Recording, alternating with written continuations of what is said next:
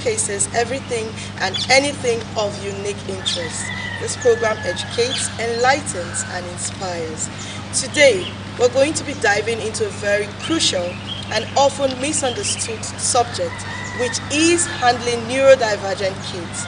The importance of understanding and supporting neurodivergent children, as well as challenges these children and parents often face on a daily basis, is what we shall be discussing today. Our topic is handling neurodivergent kids. Today on the show, we're going to raise awareness, promote acceptance, and provide practical tips for parents, educators, and caregivers on how to handle neurodivergent children. So let's get started and explore the world of neurodivergent kids together. My guest is Miss Fatima Saka. She is a behavioral and speech analyst. It's a pleasure to have you here on the show. Thank you. Good morning. So I'm going to quickly read her profile for us to tell us who Miss Fatima is. So Miss Fatima Saka is an accomplished behavioral and speech analyst with over 7 years of experience in developing, managing, and executing strategies for neurodivergent children. It's a pleasure to have you on the show with us. Thank you. Nice to meet you. Yeah. Alright. So we're talking handling neurodivergent children. Okay. So can you tell us what is neurodivergent? Like for a layman, a lot of us tend to call them special needs children, but on this show we have been opportuned to know that they are called neurodivergent, and you said something while we were discussing autism is a broad spectrum, so please kindly share with us. Yes, thank you, Miss Nene. Thank you. So glad to be here today. Yeah. Yes, concerning the neurodivergent child, they are children with specific uniqueness, specific talents, great potentials. So, and another name for them, they are under a spectrum, which is autism spectrum disorder. Okay. So under the autism spectrum disorder, it is a broad spectrum, which we have the ADHD, which is attention deficit hyperactivity disorder. We have the ADD, attention deficit disorder. We have the cerebral palsy, which is the CP. We have the dyslexia, dyscalculia, the slow learner, and thank you. Wow. So what are the common signs and symptoms of different neurodivergent conditions? Yes, thank you for asking this question. Their common symptoms is, at times, for all this autistic spectrum, you see them tiptoeing, flapping their hands. They have low attention span. Very short. Their attention span is very, very short. So, and for the Down syndrome, mostly they are really deformed. Yeah, when they all you have see one them. face. Yes. When you see them, you just know. And the cerebral palsy, those ones they cannot stand. They need their gross motor activities to work on. Thank you. So, what other symptoms should, if they exhibit, one will know that these are? Yeah, for the ASD, their symptoms is that they actually isolate themselves. Yes, they isolate. Isolating is part of it. They want to be on their own. You know, there are times the way they do things is a unique way, which if you tamper with it, it might affect their brain. Yeah. Okay, so how is the condition? How is it diagnosed? Yes, thank you. The condition, the thing is that we actually work with the medical practitioners, because we need to assess them before we work with them. So during the assessment, we need during their assessment, we need how they communicate, their social life skills, and all of it. So is it the medical practitioners that will now diagnose this? Yes, the thing is that we need, and also we have auditory learners, we have visual learners, and Okay. when we talk to them concerning the assessment, when we are doing the assessment, we also do the reports from the hospital to know exactly what is happening. Is it during childbirth? Did they have any contraction that affect the child when they give birth to them? So when we don't have the what's it called, the reports, we can't do anything. So check their auditory, would call them, they answer us, we know that they don't have issues with their ears and all. Yes, thank you. Okay, so what are some common misconceptions about these neurodivergent children? Yeah, talking about misconception, some parents isolate their children, they stigmatize them, like they don't want them to mix with people, and we always create an awareness for that, whereby we do an inclusive setting, we tell them to take them to school, we counsel them concerning it, but mostly some parents don't really want their children to be known because of their disability. Wow. Yes. Sometimes this, like, okay, before now, I used to have my daughter's former school. She had a classmate that had Down syndrome in her class, and I'm like, why would they mix that special child with the other children? And is there, I don't know, why do they do that? Yes, the thing is that mixing this spectrum or the Down syndrome with other children is a key to their progress. Wow. Because the other children, you call them typical and atypical. Typical are the children that they are fine, we don't have issues with them. But atypical are the children that has little challenges, which is part of the spectrum we're talking about. So mixing them up, they try to see people, they try to see what others of their age can do, so that they can imitate what other children are doing as well.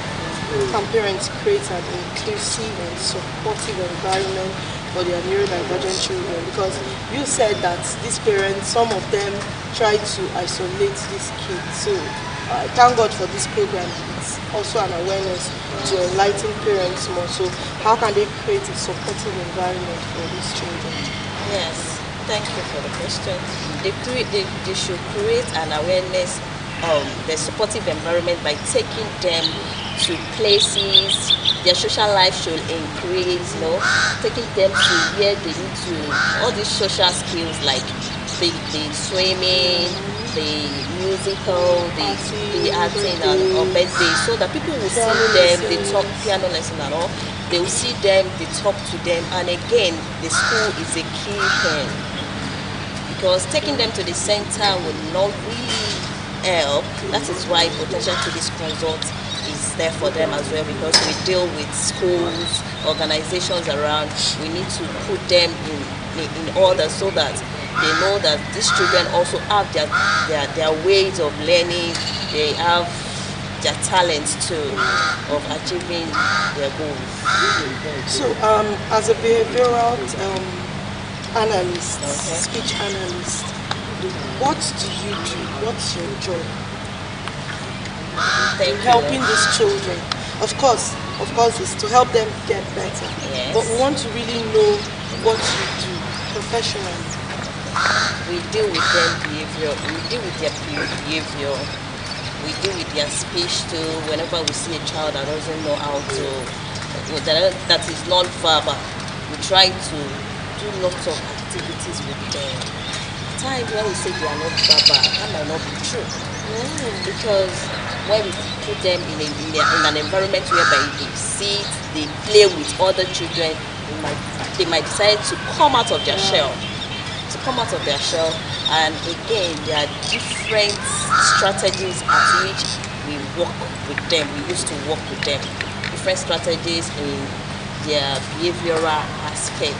And again, instructional drills is a key. When you call the child to come and the child is not even answering you, what are those things that you do to make him or her answer you? Is there any eye contact? concerning both of you so that he can really comprehend what you are saying. So you must have a lot of patience. Yes. Have a lot of patience. And working with these children, we need to be passionate about them. We need to be passionate about them. Yeah, because if there's no passion, you can't even do it. You can't do it. Wow. Okay, so are there any specific therapies or interventions that can help a child with these unique needs? Yes, yeah, thank you for the question. There are lots of interventions, lots of therapy intervention. We have, like I said, we have behavioral therapy, we have speech therapy, occupational therapy. But during your assessment, it depends because you need to know the child before you know the type of therapy you need for the child. How do you now assess these children? What are the key things you look out for? Yes, thank you. We look out for their social skills, their communication skills, their writing, their listening skills, their sight. So we need to look at it. I think, when we write 6 and the child is looking, they say it's like 9 or P. So we know that there are different parts of spectrum which this boy is or the child is lacking. Okay, we've been hearing from Ms. Akai, behavioral speech analyst. Okay, so let's see this insert on a parent who has a neurodivergent child. Watch.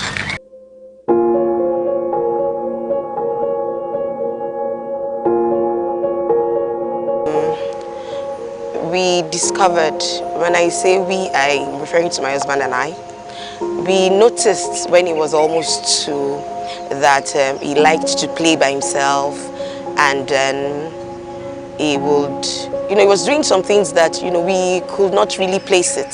So when he started school, because they were a little over 2 before they started school, the head teacher noticed and then called our attention to the fact that she noticed that when the teacher is supposed to be teaching him, she's running after him, trying to make him calm, to, listen in class.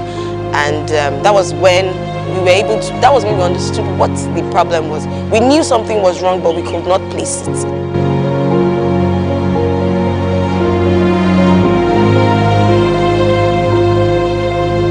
Because of the kind of children that they are, you have to be very observant.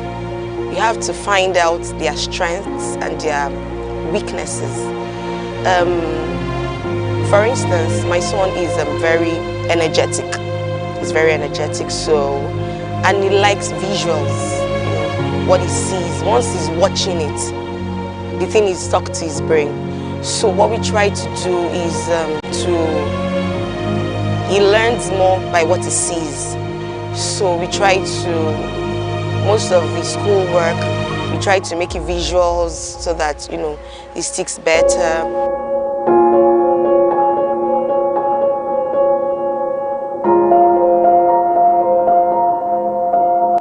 The reality is that there are no particular strategies to managing these things because the meltdown varies, from child to child.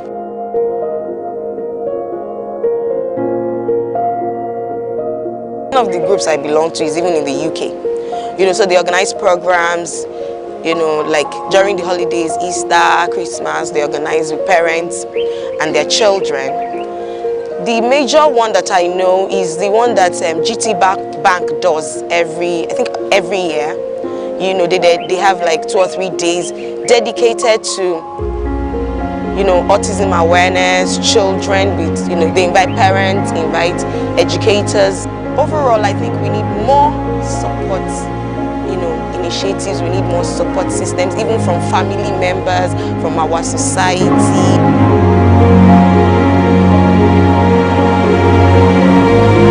Please don't be overwhelmed, because it's very overwhelming. Don't be overwhelmed by, what I've realized is that with neurodivergent children, what you will tell a typical child one time and it will do, you have to say it like 5 or 6 times to neurodivergent children before they respond. So don't be tired. The struggles and challenges these parents face on a daily basis is touching them. My guest is still here with me. She is Miss Fatima Saka, and she has been wonderful. How can parents communicate effectively and connect with their neurodivergent children? Thank you. Like I said earlier, communication is the key. We work as we collaborate. We teach the parents, we counsel the parents on what to do, the parents, their families as well, on how to communicate with them. The child might be throwing tantrum, so we need to tell them to be calm with them. Probably they need something. They need something they want to communicate with. Probably the child wants to eat or do some other things. So that's parents need to also know. Yes, it's a collaborating thing because it's like a triangular shape from the parent to the school and the teacher with the facilitator back to the parent. So it's a teamwork. So the parents have more responsibilities. So let me hear the challenges. Yes, we can sit here as I'm sitting working with the child can just scream. What should we do? How can we handle that? So mood swing. Yes, the child can just come to us and poke our face. So there are different things we face. It's not that the child doesn't know he needs to stand up and go and wee. He needs to communicate, but he can just wee on himself. What are we to do? Just try to tell them, don't do that again, go to the restroom. But the child will know facial expression. They will know that, oh, I think this person is not really happy with me. So with that, he or she will just try to put himself in order. Yes. This is really nice. So how can parents support their children's social skills development and help them build meaningful relationships? And meaningful relationships, putting the misconception, putting the stigmatization aside. Yes, they can help by, I said earlier that they can help by bringing the child, registering the child in order. Everything is not academic. So on the musical and all the other social activities. In these neurodivergent children, yes, we still have kids that have all these unique talents, like singing, swimming. A lot of. We can see a 3-year-old child that cannot, a 4-year-old child or 3 years old they cannot write, they cannot do anything. But when you give them crayon or painting, you'll be amazed. Lastly, what's your advice to? Let's start with the parents first. Advice to parents who, because there are some parents that it's one thing to know that you have these special needs children. It's one thing accepting that these children actually need extra care, and then it's one thing again going for that help, that care.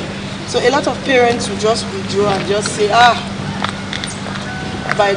reject it in the name of Jesus Christ, but it's there. So what's your advice to parents? As you have said, most parents live in denial. They know that this is what is wrong with their child, but they actually want people to tell them, like a therapist or a facilitator or a specialist to tell them. Telling them again, they might not accept it. Not until when it is going out of hand, like they will now have to submit themselves. But my advice for them is that, it is still collaboration, teamwork for the progress of the child. So they also is thank you. So as regards stigmatization, what do you have to say? A lot of people out there, when they see these children, they drive them away. In fact, they don't even want to associate with them. And these children are the ones that have grown into adults, and still there's still this stigmatization. We still need to create an awareness so that people around us, the family, everybody can know what these children are up to, because they have their own talent, they have their own potentials. So when they see them, they should not push them aside.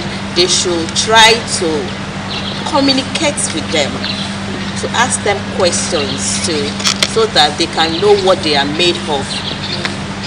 So, and also to bring them to limelight. Every child is unique in their like own she said, way. They are talented, they are unique, they are special. It's just for you to calm, patient with these children. And that's what the parents also need to have. They need to still have all this patience also. Thank you so much. Thank you so much. I've been chatting with Miss Fatima Saka, and she has been amazing. She's a behavioral speech analyst. Thank you so much for enlightening us today and for creating time to share your passion on the job. Like, we've created awareness on neurodivergent children. That's what the program is all about. Thank you so much for coming. Thank you, NTA Channel 10. Good to be here today. I really appreciate it. God will continue to bless you, and thank you so much for the job you do. Amen. Thank you. Today has been enlightening, inspiring, and educating. We need to emphasize the need for acceptance, inclusivity, and creating a supportive environment for neurodivergent children. Let's continue to spread the awareness and advocate for neurodivergent kids. Stop the stigmatization. All children are special. We'll end the show today knowing that you have gained knowledge. Thank you so much for watching. Join us again in our next episode. My name is Ene Hassan. Bye-bye.